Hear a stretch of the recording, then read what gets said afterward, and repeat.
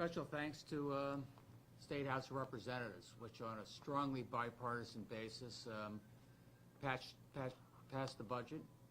I think it was strongly bipartisan because they think it's a good budget. They got it done on time. It's an honestly balanced budget, no gimmicks. Honors the fiscal guardrails established by the legislature. It's a budget that I think is really focused on growth and opportunity. And I'm very hopeful that you'll see the state Senate over the next 5 or 6 hours follow course. And we have a lot to be proud of compared to where we've been in many a year. You know, I start off with the Appropriations Committee. On both sides of the aisle, the chairman and ranking members, they stood up. They put in place a budget that honored the rules of the road we set for ourselves. I'm not the only guy in this building that has to sometimes say no. I really appreciate the investments they made. We were pretty tight in that first year under the spending gap in terms of the proposals we had made, but there was a little bit of room to help out in terms of the operating surplus. And in year two, we had given legislature a lot more room under the spending cap. And working with the Appropriations Committee, the focus of those investments in this coming biennium budget is all about opportunity and growth. And by that, I mean, I got to make sure we have the best trained, most productive workforce in the world, and getting people back to work. And economic growth is the reason we're able to cut taxes and continue to make investments in our key priorities. That's why daycare and child care was so important to me and so important, I think, on both sides of the aisle in the legislature, allowing more moms and dads to get back to work and giving kids the very best opportunity in life. I hear from teachers every day. They can tell those kids that have been in a really good, high-quality daycare. You know, working with our education chairman, we've got continuing our investment in K-12 education, not just continuing it, but accelerating the ECS funding we've got there, making sure that we continue to have, you know, the best trained workers in the world. That starts with a really strong basic education. Working from there, higher ed, a little back and forth on higher ed, but very important, I think, that we've got significant increases for both UConn and for the CSU system and our community colleges. More in the first year than the second year. That'll be under some discussion, but we also got to continue to make the reforms we need to make sure our higher ed works in this contemporary day and age where we have some declining population. A big piece of what we're doing in higher ed, and particularly the community college system, is coupling that with workforce. We still have 100,000 jobs we can't fill. Best opportunity I have to lift everybody up as a state, leave nobody behind regardless of zip code. That means we're providing you workforce training at no cost to you, with daycare, with rent relief, with transportation support. I want to make sure that anybody with the who wants to step up in life and get that better opportunity, we're going to make that easier for you. This is a unique time to be able to do that. Not-for-profits, we made a big start there. Obviously, I'm hearing from the people outside, not enough, but probably everybody comes into me and says we got to make up for 30 years of being shortchanged, given the boom and bust cycle of what's going on in this building. We've been able to increase funding for our not-for-profits, like higher ed and ECS, for 5 straight years, and we're making significant investment for the not-for-profits in general and for the group homes in particular, which I think are the folks that take care of the most vulnerable in our society. Hats off to the Appropriations Committee for what they did. And finally, you know, I made the biggest commitment ever in terms of housing. Doesn't work if you have great workforce, people wanting to come into the state and get a job if there's no place for them to live. And they took my $600 million investments in affordable housing and workforce housing and increased that, including a big increase in time to own. Time to own means that young family actually has an opportunity to build wealth and own their own home right here in Connecticut. And we got the wind to our back. People want to be here in Connecticut. People want to move to Connecticut. One of the things holding us back is housing, and we're going to turbocharge that. On the other side of the equation, you've got the Finance Committee. And again, a big hats off to the chairman and the ranking members there. I believe John Funfara said it best. I want a budget as reflected in our revenue that does everything we can to keep our economic growth going. Economic growth is so key to opportunity. And first and foremost, we got in place a broad-based income tax cut, really focused more on working families in the middle class. And don't tell me that doesn't make a difference. Don't tell me that doesn't make a difference for that business as well. You know, they're trying to recruit that middle manager coming in from out of state. You're now able to say, you want to be here in Connecticut. You're earning $100,000 a year. We're going to have the lower tax rates than all the neighboring states around us. This is a place you want to be. By the way, your kids don't have to go to private school. We've got a great K through 12 education. These are part of the selling points that I have to make and all of our business leaders have to make when we try and recruit and attract and keep folks here in the state of Connecticut. And John Funfara really understood that loud and clear. Maria Horn, over in finance as well, really making a focus on our seniors. I maybe want to do a little more on small business, but what they've done now, make sure that seniors earning over $100,000, there's no longer a cliff when they, you don't have to pay income tax on your 401ks and pension up to $100,000. Then there was a cliff. No longer. That's going to ramp down gently to $150,000. That means that'll be a significant tax cut for seniors, not only up to $100,000 in income, but up to $150,000 in income. So Florida's a great place. You may like the sunshine in January, but you don't have to go there for taxes because we are very competitive on those fronts right now. Again, for small business, I'd like to think that the income tax cut makes a difference. I'd like to think that what we're doing in terms of incenting them with great increases in credits for daycare and child care and workforce, giving them one more reason they want to stay here in the state of Connecticut. So I think those are the reasons that the House overwhelmingly supported our budget last night, and I'm very hopeful you'll see the same in the state Senate, an on-time, honestly balanced, bipartisan budget that keeps our positive momentum going for the foreseeable future. If you have any questions, Jeff is here. Governor, you mentioned that the income tax cuts will make us very competitive, certainly in the region, and helpful for businesses who want to come here.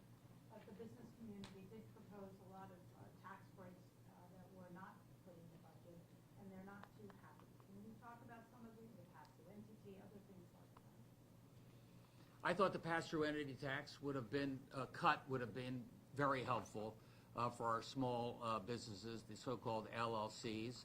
I insisted if they're not going to do that, that money's going to go to a tax cut. So a lot of that went to help out folks on pensions over and above $100,000. So that was the trade-off we made. But I think for small business, first and foremost, for 5 years in a row, they've got fiscal certainty. They know what this budget looked like for the last 4 years. We've honored that. We've balanced the budget. We've had surpluses. I think they have a high degree of confidence where our budget's going to be 2 years from now and beyond. That's really important. I come out of small business, being able to predict what that's going to be. And then I went on to say some of the other advantages we got in terms of workforce and credits. As you probably know, we've frozen any potential increase in the diesel tax. Not potential, there was a scheduled increase supposed to come up in a few weeks. That's not going to happen. We're holding the line there. Eliminating the tax on jet fuel. If you want to know something about small business, we're a great state, but it's better if you can get around, visit neighboring states. That helps your sales. That helps tourism. We're much less expensive than our neighboring states when it comes to those discount airlines here, Breeze and Avello in particular, JetBlue, and I think you're going to see real advantages there. So a lot of ways that I think there's a lot business community should be happy about, and also holding down healthcare costs. I know firsthand how crushing that is for small business. We have some initiatives there. Maybe this association plan gets through the legislature. That'll be another advantage for small business. Maybe you could comment on the significance of your income tax cut. Your office says that 82% of the benefit will go to taxpayers making under $150,000 a year. That is true, Paul. Over 60% of people will see a tax cut. It sends us a message, though. This was a state that every 4 years, like clockwork, was raising the income tax, going back to 1992. And it gave us a reputation. I think today people say Connecticut is a state who's getting their fiscal house in order. One way you can see that is a significant tax cut, focused on the middle class, focused on working families.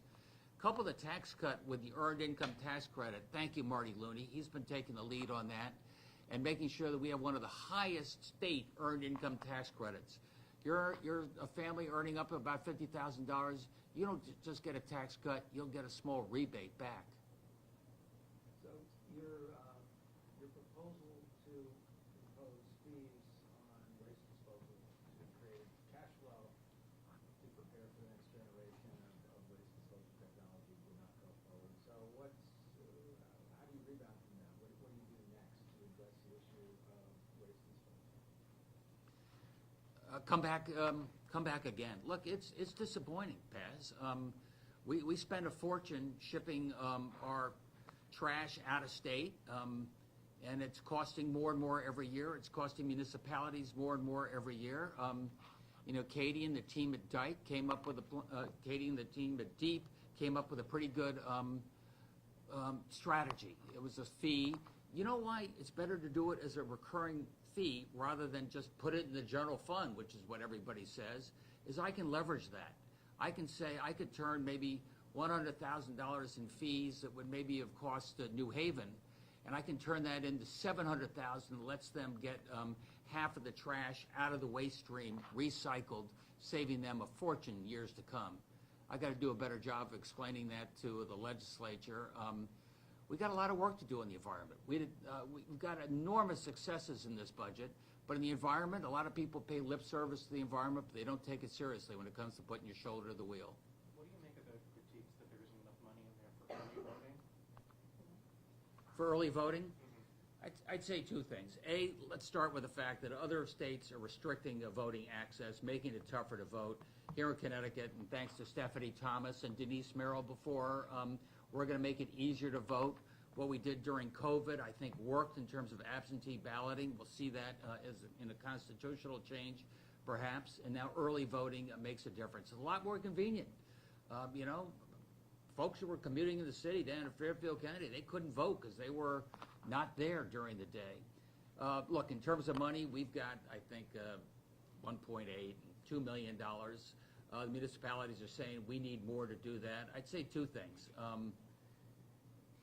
You have hundreds of millions more in municipal aid. Maybe you could step up and do a little bit of it yourself. And secondly, we'll revisit that when the next election comes up in the next cycle. So if we need to do more, we will do more alongside our municipalities. Senate Bill 7 gives you a decision to make by the end of the month regarding who should be chair the next 2 years of PURA. Are you going to continue Marissa Gillette in that position, or are you going to look to one of the other two members, or fill the 2 vacancies and bring it up to 5? I think all the above, which is another way of saying I think Marissa has been incredibly smart as she analyzes where we are on our rate making. She's the best person, I think, to take the lead in terms of performance-based regulation. I like her other 2 compatriots there on the PURA board. I don't know what their appetite is to continue, and I will certainly ask them. And finally, as you point out, Paz, there are 2 other seats on there, and I may take a good hard look at maybe expanding that board. We already have the authorization for the legislature to do it. Find some other skill sets you maybe need to fill in the blanks and make sure I have a board that really work together collaboratively and by majority.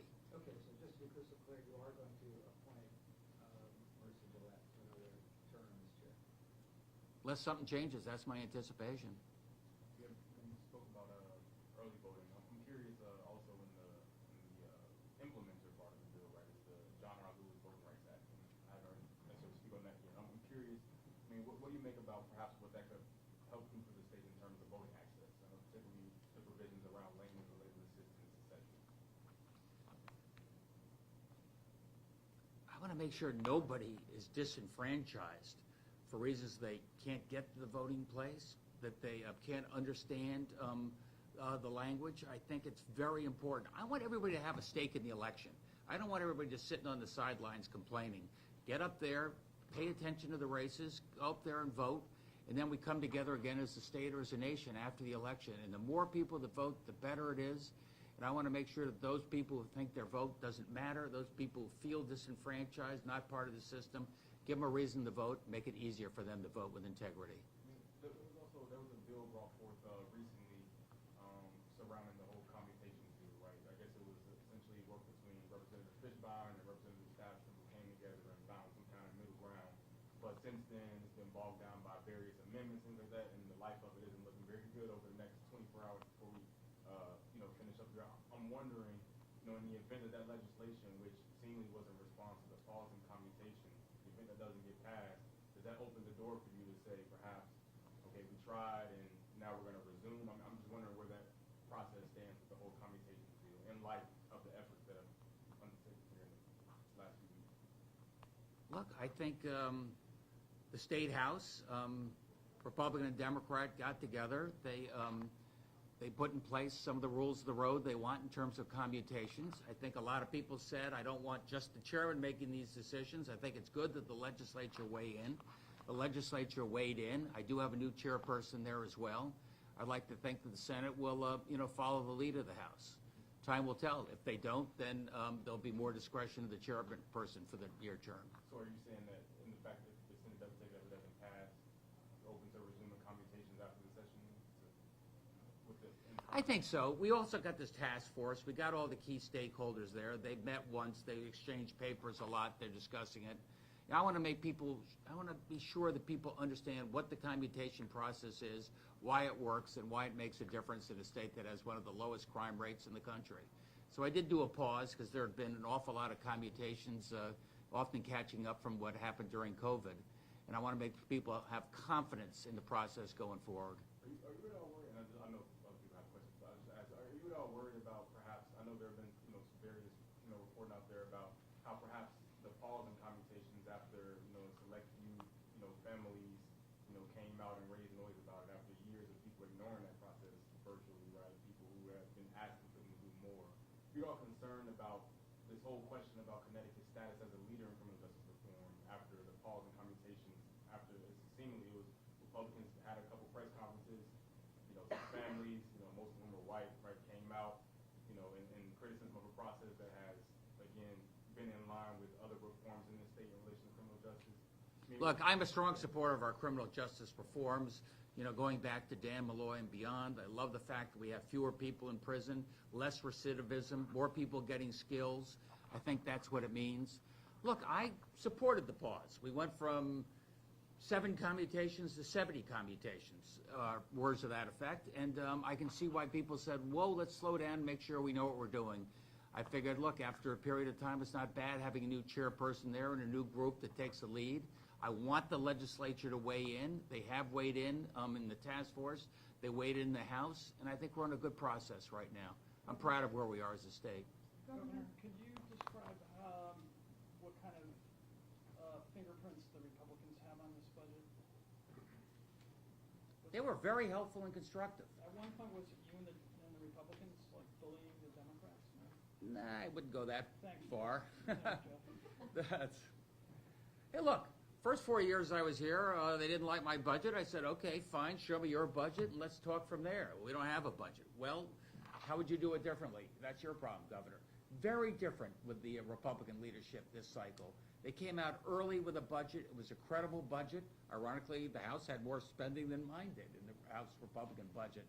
More importantly, they were very strong in the tax cut. They were very strong on honoring the fiscal guardrails, and I work with them closely. It's nice when I say my door is open, somebody wants to walk through it. They walk through it. They wanted to save $200 million on so-called vacancies. How did that work out? That might be too granular, Jeff, maybe. We took their lapse number. We're going to try to meet that lapse number. What's that going to do for staffing of state government? Well, we're going to make sure that we fill all the critical functions that need to be filled in order to deliver the services that the people demand. We're not going to let any critical service go the wanting there, but there may be some excess there. We have natural lapses every year. There's people leave, and there's a gap in filling the position, so we're going to work on that. It's a challenge for us administratively, but we're going to hit that number. Governor, you mentioned that you were disappointed with progress on the environmental and solid waste. What else would you have liked to have seen in this budget and things that the state needs to? Packaging. You know, you want to stop paying those high fees that take all your trash out of state. I think the packaging, and we're going to get that done next time. I'm working with Massachusetts, New York. It makes some good sense. Does Connecticut really want to necessarily be the first there? Maybe not. We're going to do something together as part of a region. I do. What else, What are you gonna besides garbage or waste disposal, what else do you think the state needs to work on in the next? Cost of energy. I mean, part of that is regulation. Part of that is our energy sources for the next 15 years. And what's the mix of there? A, I got to have stable prices. B, I want to have reliable energy. And I also want it to be carbon-free. That makes me think a little bit about, obviously, wind and solar and hydro. They just made the hydro deal you probably saw. That'll be helpful. And I got to think about the next generation of Millstone. You got about 30 hours left. Is there anything on the table over the next day that you're really pushing for, that your office is pushing for? Just pass the budget with a strong bipartisan majority. Let's show people we know how to work together as a state. It's in contrast to a lot of other states that are in civil war. I appreciate what people are doing. Let's get it done before midnight. Could you contrast this bipartisan vote with the one 2 years ago? I mean, you and the Democrats had to essentially carve out and separately pass the highway user tax in order to attract Republican votes. This time, it's a sort of a straight-up vote. You had more Republican support in the House, all but 12 members of the Republican caucus voted for it. And I haven't, outside of one Republican senator so far in the debate that I was hearing, said that they plan to vote against it. So the question is, The question has is, it? how do you compare this to 2 years ago when you had to, finagle a bipartisan majority by carving out a highway user tax that otherwise would have normally been included in a budget bill? First of all, I'll contrast it with 4 years ago, where we were looking at $2 billion deficits as far as the eye can see. We had a transportation fund that was empty on fumes. We weren't sure how we were going to pay for transportation and roads for the foreseeable future. Same in the energy efficiency fund. So 4 years later, it's a very different place. A lot easier in many ways to negotiate when you got the wind to your back. You have some economic growth, and economic growth means more resources and surplus. I think that's really important. Not always easy having a surplus, because I probably had at least 50 people coming in here saying, I've got a surplus, how about more for me? And I said, well, you're up, double digits. Let's make sure we can manage what we got right now. And that was a discussion we've had for the last 6 months. You did mention $6.5 million for medical debt cancellation. I think that was less than you had originally hoped for, but why was that something important for you to get? I think that medical debt hanging over your head like a sword of Damocles is tough. You maybe saw the piece in the New York Times the other day about now they have a healthcare hospital chain in the Midwest that will no longer provide service for people who have hospital debt hanging over them. Not to mention it's tougher to get a mortgage, it's tougher to get back on your own feet. You come out, maybe you get your physical health back, but you're bankrupted. That's just wrong. So I thought in terms of giving people opportunity, and when it comes to the wealth gap, that was something important to do. And if we can get 6 or 7 million out, that's a pretty good start, because I can leverage that 100 to 1. That's thousands of families will be much better off for it. You put a high premium throughout this process of adhering to the guardrails. Democratic leaders have been pretty outspoken that they wanted some more flexibility in there. Was it hard to hold that line, and are you going to expect the same adherence in the future budgets? Yep. I'm going to, yeah. The first part of the question was it difficult to maintain that? Yeah, there was a lot of back and forth, and it's an intercept. That's not that's different. That's a gimmick. And if you don't like the spending cap, say I don't like the spending cap. You want to move away from it. If you don't like the fiscal guardrails, say I don't do it and vote against it. But just 4 or 5 months ago, everybody unanimously supported that guardrails. So I'm just asking you to honor the very rules of the road you set for yourself. There'll be push and shove coming. That's what happens every 2 years, and that's why I'm here. Governor, Governor, the House leader said this morning that they didn't have the votes to pass the Association Health Plans proposal. So small businesses are not getting that. But you had a announcement yesterday with the Connecticut Hospital Association on a deal to lower healthcare costs. Can you talk about that? And also, one of the components of what had originally been proposed, which was a cap on out-of-network costs, is not in this deal.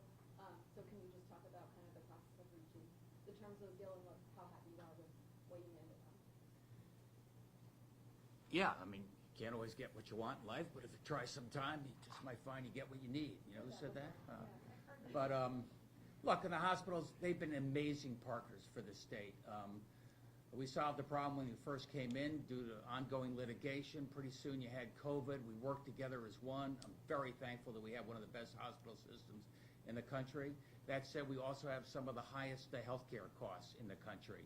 And you can't deal... And internationally, yeah. And you can't deal with that unless you deal with the underlying costs. Some of that's related to pharmaceuticals. We've got a pretty strong bill out there, which I think is going to get passed, especially when it comes to the discount card for pharmaceuticals. We're working with our neighboring states. When it comes to hospitalizations themselves, I think the most important thing we got done is the anti-steering legislation. What that means is there's a place where maybe your insurer says you can get much better value. Value means quality as well as cost compared to someplace else. There were some restrictions on how they could steer you to a place like that. Now those restrictions are off. It's going to give you as a consumer much better value for your dollar. And it works hand in hand with what Sean Scanlon's doing with the state employees over at the Comptroller's office, directing people to centers of excellence where you get a lot more value. That's going to bring down your health care costs. That's the most important thing coming out of that bill. There's been some concern in the nonprofit world about some of the children's mental health programs, including these urgent crisis centers that they were planning to launch but might now have trouble launching. Is there going to be any way to find money for those programs, or where does that situation stand? You want to take that? For which one? Urgent crisis centers? We did have quite a bit of ARPA money that's in the pipeline, so we didn't have new appropriations this year.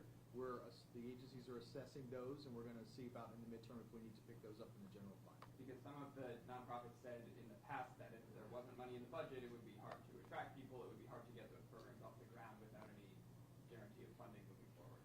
Well, there's never a guarantee of funding at any particular level, but we do have funding out there. The agencies are assessing the programs that are working, and we're going to have to pick that up at some point for those that are in the midterm adjustments and beyond.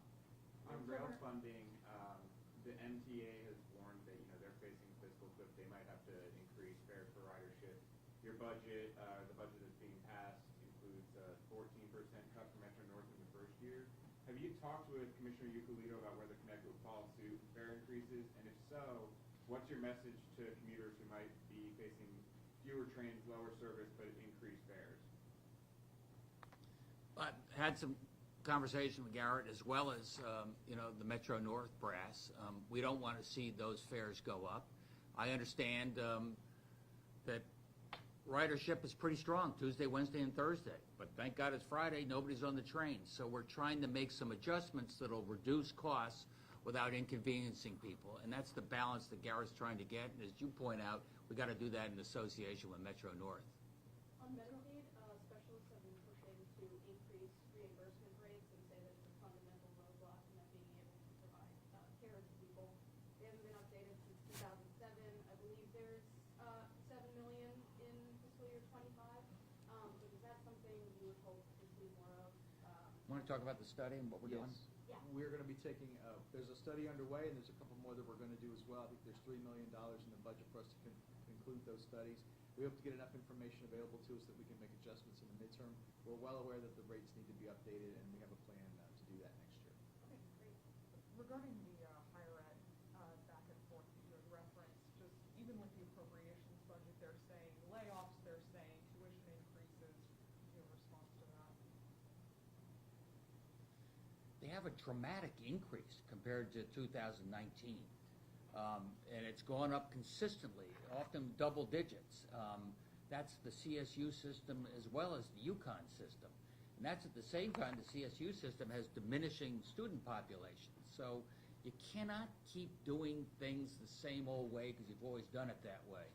What we did in this budget was we gave additional monies upfront, especially in year one, to help people make a transition. I think I mentioned what we're trying to do for the community college system. I've got not-for-profits that are interested in helping out there. We've got the workforce groups and 18-week certificate programs, all ways that I think you can change how you teach, especially for the community college population, give people an earlier and faster and better chance to earn while you learn.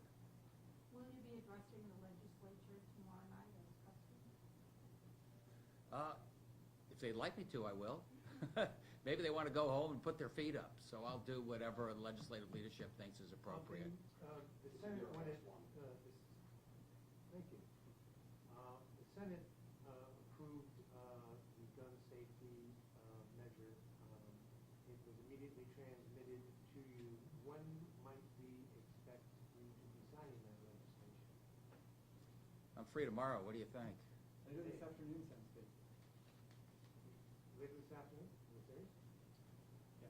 Isn't the anniversary the 8th? Thanks, everybody. Thanks, everybody. Appreciate you being here. Hey, Governor, so the thing you called the Democratic budget a gimmick, that was full of Pez. It's like, have you been to the dentist since then? That's true. It beats smoking.